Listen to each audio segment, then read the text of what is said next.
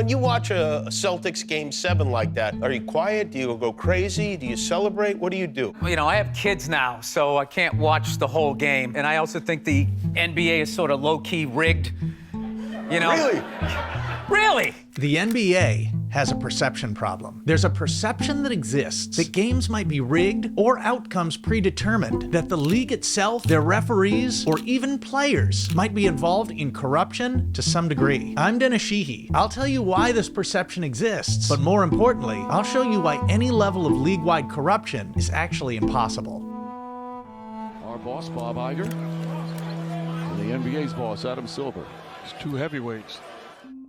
Have you ever wondered why, if an MLB umpire misses a call, they're viewed as incompetent or bad at their job? But if an NBA referee makes an equally bad whistle, they're suspected of being corrupt, possibly carrying out the league's desired will, or puppet mastering outcomes to maximize ratings or profit. There are several reasons this double standard exists. One of them has been each league's policy toward any players, coaches, or league personnel violating their respective gambling policies. While gambling is strictly prohibited by all league personnel in both sports, the penalties aren't quite as absolute in the NBA. If you're caught gambling in baseball, you're banned for life. End of story. In the NBA, it's not so definitive. If you're caught, you're subject to fines and suspension. Of course, we all saw Jonte Porter receive a lifetime ban, but that outcome's not necessarily guaranteed for everyone. Some will say, what if a star is found to be involved with illegal gambling activity? To ban them permanently would damage the league and hinder revenue. The fact is, that line of thinking would be insane. In fact, in baseball, their all-time hits leader, Pete Rose, was banned for gambling on Major League Baseball games in 1989 and remains banned, excluded from their Hall of Fame to this day. It serves as the ultimate scarecrow to show that no one is above the integrity of the game. There's also this. In Major League Baseball, you don't actively have players or coaches constantly accusing umpires or the league of corruption. In the NBA, it's much more common, whether it's Darko Rajakovic, Rudy Gobert, or others accusing corruption when calls or outcomes don't go their way. It's only natural that the fans would follow suit. Complaining about calls is one thing, and anyone who spent time watching games knows that the complaints on what seem like every play are getting out of hand. It makes sense that coaches, in an attempt to will outcomes in their team's favor,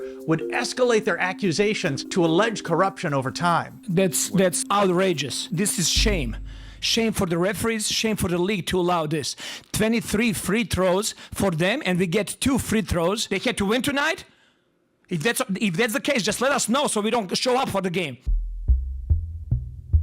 Everyone remembers disgraced former referee Tim Donaghy serving time in federal prison for providing illegal information to gamblers and betting on games he officiated in 2007 and before. The fact is, it's a completely different NBA today. Since the NBA first implemented instant replay in 2002, the level of in-game scrutiny is in a completely different solar system than the days of Tim Donaghy. There's been a steady, incremental increase in additional replay and enhanced 360-degree video screens in all arenas to provide a more immersive experience for fans and to give officials the ability to more accurately call games. In fact, the NBA built a $15 million replay center in Secaucus, New Jersey to analyze and grade referees. There's also been the addition of a second spectrum camera system, which provide no less than 9 angles of review for every shot, pass, drive, dribble, or play of note to be submitted to the league office to review referees. And then those who review the referees in each game are then reviewed themselves. This second spectrum camera system is utilized throughout the NFL, NCAA, MLS, and Premier League as well. If the NBA is conspiring with their officials to fix or manipulate games, they're not doing a very good job by installing an ever-growing web of camera systems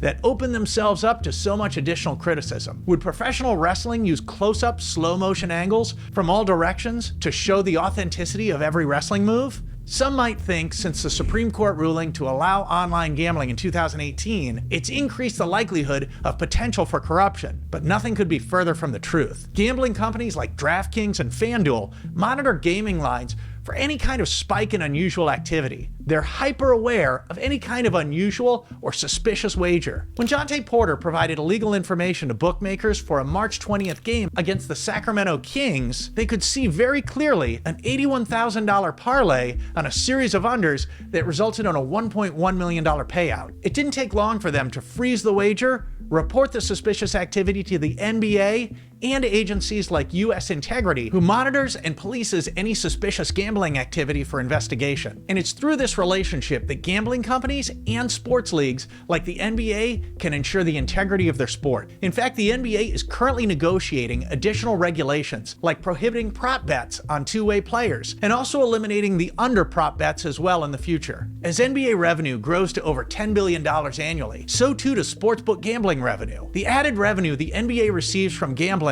hinges on only one thing: integrity of the game. Without that integrity, all revenue collapses. If there were any effort to coerce a desired result to increase ratings, the sportsbooks will spot it. As the line in the movie Casino goes, the eye in the sky sees everything. For those out there who say it's nothing more than entertainment and the league will do whatever they want to draw more viewership, consider this. Unlike professional wrestling outcomes that are predetermined, if the NBA were guilty of fraud, there would be several league executives heading straight to a federal prison cell. The gambling companies demand ultimate integrity. For there to be corruption, the referees, the league office, sportsbooks in Vegas, Atlantic City, and around the world, as well as all online gambling platforms, the broadcast networks who televise and analyze the games, and the federal government itself would all have to be in on it. They'd have to work in close coordination with each other. How many people would that entail? How many people do you know in your life who could keep a secret like that? The fact of the matter is, there are bad calls made in every game, in every sport, and there always will be. But with more transparency and greater understanding, perhaps NBA fans will have the comfort of knowing that it's not corruption that leads to such fan frustration, it's simply incompetence.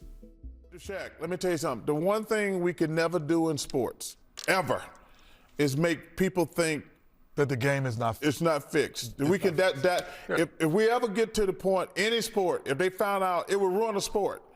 It would ruin a sport if people thought it was